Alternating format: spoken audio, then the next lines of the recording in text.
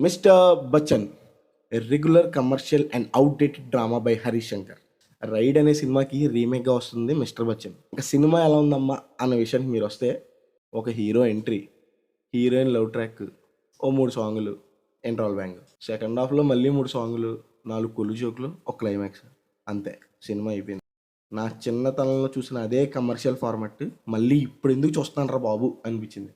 Because audience ఆ ఫార్మాట్‌ని నిజంగానే దాటేశారు. ఈ రివ్యూలో సినిమాని తక్కువ చేయడం ఆర్ తగ్గించి మాట్లాడడం నా ఉద్దేశం కాదు. ఇది అందరికీ తెలియాల్సిన నిజం. ఫస్ట్ హాఫ్‌లో పాజిటివ్స్ ఏమన్నా ఉన్నాయంటే అది సత్య కామెడీ. సినిమాకి ఏదైనా ఒక బెనిఫిటబుల్ యాక్టర్ ఉన్నాడు అంటే అది సత్య అన్న కామెడీనే. And next heroine Bhagyashri Borse.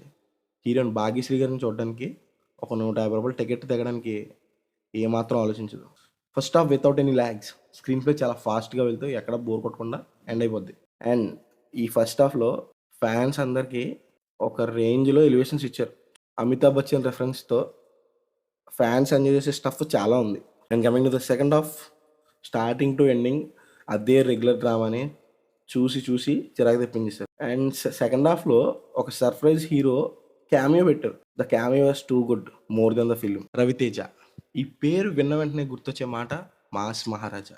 గత కొంతకాలంగా రవణ చేసే సినిమాలు అసలు బాగుండట్లేదు. దానికి కారణం కొత్త డైరెక్టర్స్‌కి ఛాన్స్ ఇవ్వడం అని కొంతమంది, అదే కమర్షియల్ ఫార్మాట్‌లో తీస్తున్నాడురా అని కొంతమంది. అన్నయ్య, నీకొక పెద్ద ఫ్యాన్‌గా నా చిన్న రిక్వెస్ట్. నువ్వు మాకొక మాస్ మహారాజా.